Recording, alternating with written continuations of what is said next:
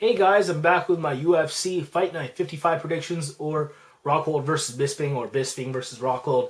However you want to call it. Can't wait for this card. It's going to be a pretty good one. At least the main card is. You have Walt Harris versus Palelei kicking it off.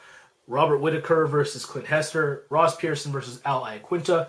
And then the main event, Luke Rockhold versus Mike Bisping. And that's where we're going to start off. Okay guys, for the most part, I think this goes the entire 5 rounds. I think their gas tanks are both kind of equal. Mike Bisping has known to be very solid in 3-round fights where it goes the distance. For the most part, the other guy will gas before he does.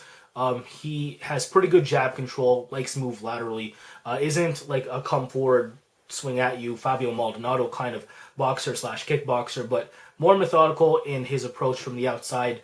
Likes to set things up with his jab. He'll throw an overhand or a cross right after it if he sees that it's there. Not a heavy emphasis on kicks despite coming from a pure kickboxing background. If you haven't seen his fight versus Cyril Djibouti back in the day, go check that out. That was rather interesting. Young Michael Bisping lost to Cyril, but you know, he definitely showed promise of a solid striker, and of course, like Cyril Djibouti, made the transition into mixed martial arts. And you know, Bisping, you know, he is to be kind of feared if you cannot take him down and you are not as good a striker as he is. Unfortunately for him, I think Luke Rockhold is a good a striker, if not better. I think that Rockhold has more of an emphasis on mixing it up. He'll throw low kicks, high kicks, along with his punch combinations. And I think that's going to frustrate Bisping. Bisping's going to try to find his range from the outside, and it's not going to happen because I think Luke Rockhold's going to put a heavy emphasis on using a lot of his own lateral movement, coming forward when he can, and striking from afar when he can as well. I think Bisping's primarily going to want to fight in range, try to pick apart Luke Rockhold boxing-wise over the course of 5 rounds. I think that style of striking in 5 rounds, I think those rounds are going to be really tossed up for Mike Bisping, and I think Rockhold's going to steal 1 or 2 there, where people might say Bisping won 2 or 3 of the 5 rounds. I think Rockhold's emphasis on mixing it up is going to propel him to win. Not only that, I think he has the advantage in the clinch, and I think he can take Michael Bisping down if it is there. Michael Bisping is known to be a good sprawling brawler, and Luke Rockhold has been more of a striker as of late, but I don't think he's going to neglect his jiu-jitsu background here. He's a very good brown belt under Dave Camarillo, and you know what? We saw what he did to, what's-his-face, Tim Boach. That was rather nasty. Some inverted triangle for you. Michael Bisping's jiu-jitsu defense is very good. It's crazy because he is a striker, but I feel like his striking defense isn't that great. And I think that those rounds where Bisping does have good offensive output as far as his combination punching, I think Rockhold's still going to steal one with some of his strikes, with his kicks and his knees. And I think maybe 1 or 2 of these rounds he gets Bisping down to the mat, from whether it's in the clinch or if it was via a double leg takedown. And I see Rockhold winning at least 3 rounds. Just being a mixed martial artist, mixing it up, I think Bisping's going to look kind of one-dimensional in the rounds he loses. So I got to go with Luke Rockhold, 48-47 for the win. All right, now moving on. Co-main event, Ross Pearson versus Iaquinta. This could also be fight of the night, if not a performance of the night for whoever wins it. I'm going to go with Ross Pearson, though. I think he's the more polished of the 2 strikers. I think Al is a little wild still, despite coming from that Sarah Longo fight team, you know, where people's striking has been improving.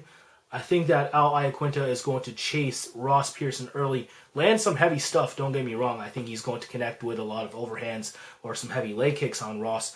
But I think Ross Pearson's a tough enough guy to absorb that punishment, retaliate with his own combinations. He has a Taekwondo background, so I think he's going to land his own kicks, and I think his boxing offensively is pretty sharp. So look for Ross to retaliate with his own combinations. I think they're going to take over come round 2 and 3. I think Al is going to kind of gas himself out with a strong round 1.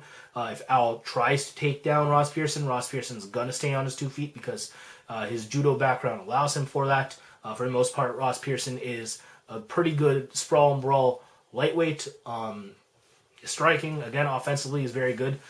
Defensively, it's not the greatest, but he does move laterally, which is going to be hard for Al Iaquinta to, you know, time, you know, a 1-punch knockout or something like that.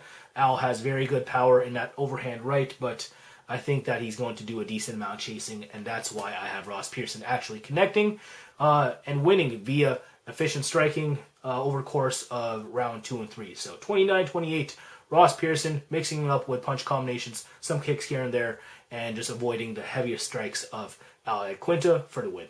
We gotta go Ross here. His last 3 wins were via TKO, showing a little bit more of a killer instinct as of late. And Al's a tough dude, so I'm going to give him some credit and say he's not going to get finished, but wouldn't be surprised if he did. Plus, Diego Sanchez, I remember, kind of robbed Ross Pearson. That kind of sucked. Moving on, middleweight bout between Robert Whittaker and Clint Hester. Gotta go Clint Hester here all day, every day. I think he has like a 5-inch reach advantage, so on the feet, you gotta go with Hester to just make it not exciting by using his distance and just jabbing away some low kicks here and there. Robert Whittaker likes to come forward and, just flail his arms and hope to land a heavy combo and put you out. But I think Hester is going to be smart by, just sticking and moving from the outside and winning like that, if not clinching up with Robert Whittaker while he's kind of gassed late in the round, winning out from there, possibly taking him down from there and just controlling. I think Clint Hester is going to have a clinical performance here. Not going to say that he's going to be clinical from a finishing standpoint, but Robert Whittaker to me is an easy fighter for someone like Clint Hester to prep for. Hester has the athletic gifts over Robert. Again, he has like a 5-inch reach advantage. I think on paper he has the better cardio. Look at his physique compared to Robert's and just tell me I'm right.